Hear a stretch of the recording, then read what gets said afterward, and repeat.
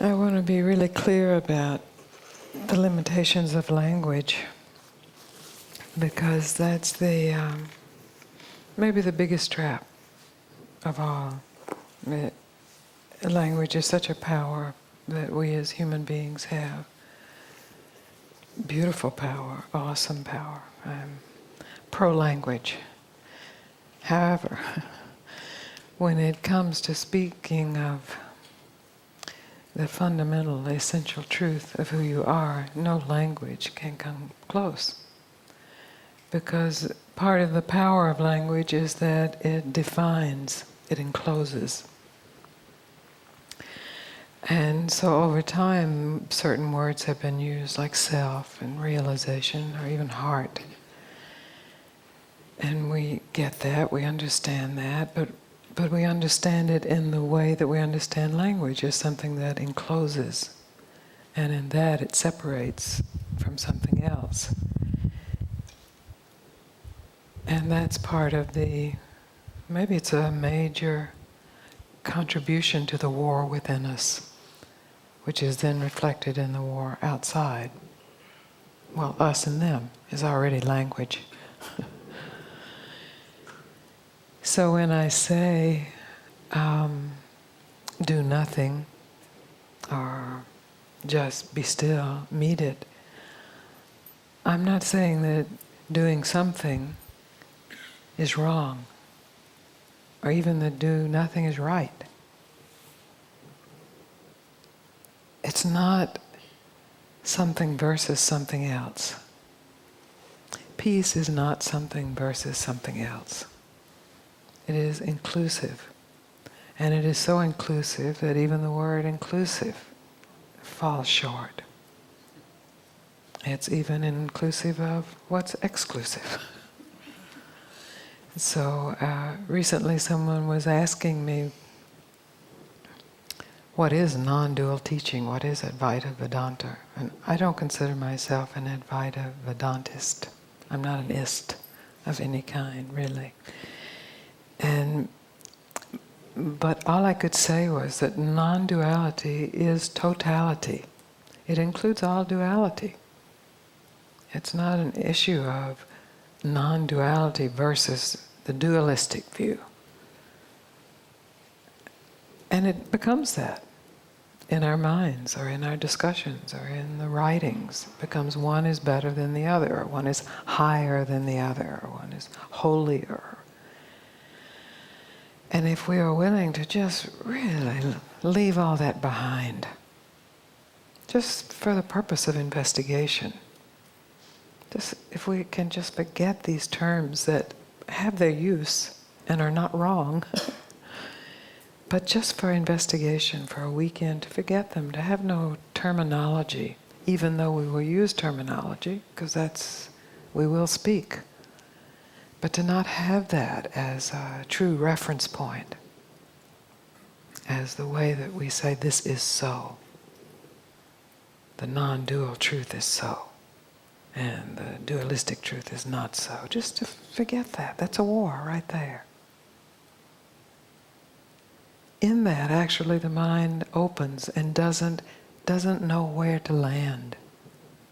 Well, then what is so? I have to find what is so. Just then forget what is so. That is itself. It's just a sentence that we've heard something. We have to find what is so. In a moment of simply not knowing anything, which is not opposed to knowing something. But just an experiment. It's beautiful to know something. It's beautiful to know lots of things. It's part of our inheritance as human beings. But what gets overlooked in knowing something is what is free of knowing something. What is untouched by knowing anything. What is independent of what we call knowledge.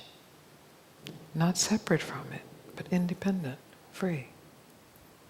No matter what we know is still at peace. So we may know we are, what was the phrase that was not okay? We may know the limitations of our particular forms. But are we willing to look under that rather than try to spend our time fixing the limitations so that we will get to what is under that? One of my teacher's most potent phrases was, stop postponing your awakening.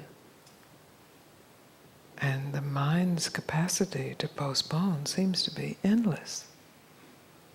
You know, I just have to deal with my anger, or I just have to deal with my shyness, or I just have to stop hating myself. And forget about it.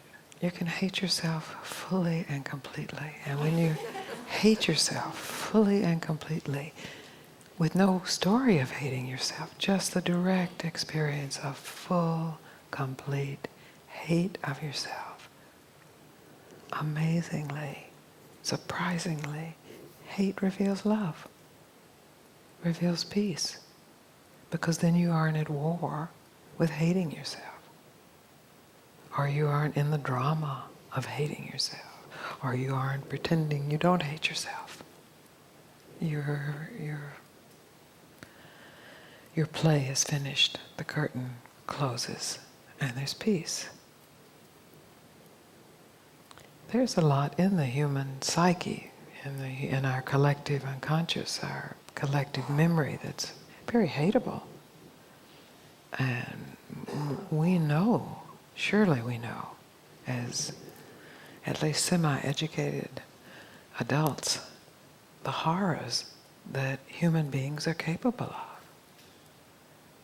Neighbors against neighbors throughout time. Present time, past time, and most probably future time. So I'm not suggesting that you overlook that. I'm suggesting that you be very aware of that. This is not a process of denial. That you're actually open to experience that within yourself as not separate from that. And in that direct experience, there is a revelation that I won't name because it is too close to be named. And it is what gets called the truth, or freedom, or the peace that is beyond understanding. I think it's the peace that is closer than understanding. It's not beyond as out of reach, but so close that in our mind's power we just move away from it. So these periods of just sitting quietly are simply opportunities just to recognize what we are bringing with us. Not that it's wrong, but to recognize we have the opportunity just to stop the discussion. Whether the discussion is about them or about us, about the past or about the future. And the discussion is about the past or the future. Right? Can you have a discussion without the past or the future? That's not wrong. That's also part of the huge capacity of human beings to foresee the future, to make plans, probability analysis, to learn from the past, to see where the mistakes were. But if you will notice, we keep making the same mistakes because there's something that hasn't been realized. And it's not even a something or a nothing. It is indefinable. And it's not an it. It's you. You are indefinable. And if you are willing to surrender for a moment, for a weekend, any definition of yourself that arises, any, however high or low, just to surrender it as just a definition, a passing definition, subject to change, as all definitions are. Just to surrender it. you will directly discover what lies underneath. You are indefinable. One is indefinable. Who we are is indefinable. And that's not versus definitions. It's under it. Definitions are beautiful. But under that, in the midst of that, before that, after that, above that, closer than that, who you are is always here.